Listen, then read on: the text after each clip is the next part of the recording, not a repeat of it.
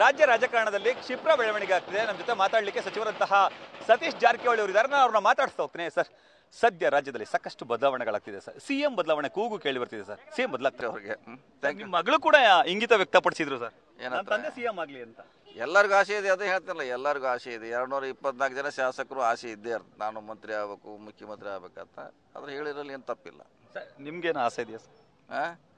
ನನಗಿಲ್ಲ ಇಲ್ಲ ಅಂತ ಹೇಳಿಲ್ಲ, ಪದೇ ಪದೇ ಹೇಳಿದ್ವಿ. ನಮ್ಮ ಮುಖ್ಯಮಂತ್ರಿಗಳಿಗೆ ಇದ್ದಾರೆ, ಅವರೇ ಇರಬೇಕಂತ ನಮ್ಮ ಆಸೆ ಕೊನೆಯವರೆಗೆ. ಅವ್ರ ಜೊತೆ ನಾವು ಗಟ್ಟಿಯಾಗಿ ನಿಲ್ತೀವಿ. ಒಂದ್ ವೇಳೆ ಸಿಎಂ ಬದಲಾವಣೆ ಆ ಥರದ ಏನಾದ್ರು ಚಾನ್ಸಸ್ ಇದ್ರೆ ಅದು ನೋಡೋಣ, ಅದು ಮುಂದೆ ಬಂದಾಗ ನೋಡ್ಬೇಕು. ಇನ್ನೂ ಬಂದೇ ಇಲ್ಲ, ಬರದೇ ಅದನ್ನ ಹೇಳೋದು ಅನಾವಶ್ಯಕ. ಸರ್, ಈಗ ಜಮ್ಮು ಕಾಶ್ಮೀರ ಮತ್ತು ಹರಿಯಾಣದಲ್ಲಿ ಚುನಾವಣೆ ಫಲಿತಾಂಶ ಬರ್ತಿದೆ ಸರ್. ಕಾಂಗ್ರೆಸ್ ಪರವಾಗಿ ಒಂದಷ್ಟು ಸೀಟ್ಗಳು ಹೆಚ್ಚಳ ಆಗ್ತಿದೆ ಸರ್. ಆಗ್ತಾ ಇದೆ. ಈಗ ಕಾಂಗ್ರೆಸ್ಸಿನ ಇಲ್ಲಿವರೆಗೆ ಬಿಜೆಪಿ ಪರವಾಗಿ ಗಾಳಿ ಬೀಸ್ತಾ ಇತ್ತು. ಇನ್ನು ಮುಂದಿನ ದಿನಗಳಲ್ಲಿ ಕಾಂಗ್ರೆಸ್ ಪರವಾಗಿ ಗಾಳಿ ಬೀಸ್ತದೆ. ಇಡೀ ರಾಷ್ಟ್ರಾದ್ಯಂತ ಕಾಂಗ್ರೆಸ್ ಪರ ಅಲೆ ಬರುತ್ತೆ, ಅಲೆ ಬರ್ತಾ ಇದೆ. ಮುಂದೆ ಮಹಾರಾಷ್ಟ್ರದಲ್ಲಿ ನಾವು ಗೆಲ್ತೀವಿ. ಸೊ ಖಂಡಿತವಾಗಿ ಕಾಂಗ್ರೆಸ್ ಪರವಾಗಿ ಜನ ಒಲವು ತೋರಿಸಿದ್ದಾರೆ. ಸರ್, ಇವತ್ತು ನೀವು ಮಹದೇವಪ್ಪರನ್ನ ಭೇಟಿ ಆಗ್ತೀರಿ ಅಂತ ಮಾತಿದೆ ಸರ್. ನಾವು ಮಹದೇವಪ್ಪರ ಜೊತೆ ಇಡೀ ದಸರಾ ಉತ್ಸವದಲ್ಲಿ ನಾನು ಭಾಗಿಯಾಗ್ತೇನೆ. ಮೈಸೂರು ಭಾಗದ ಶಾಸಕರನ್ನು ಭೇಟಿ ಆಗ್ತಾರೆ ಸರ್? ಭೇಟಿ ಆಗ್ತಾರೆ. ನಿನ್ನೆ ರಾತ್ರಿ ಆಗಿದ್ರು, ಬೆಳಿಗ್ಗೆ ಆಗಿದ್ರು, ಸಾಯಂಕಾಲವರೆಗೆ ಎಲ್ಲರೂ ಆಗ್ತಾರೆ. ಭೇಟಿ ಮಾಡ್ತೀವಿ.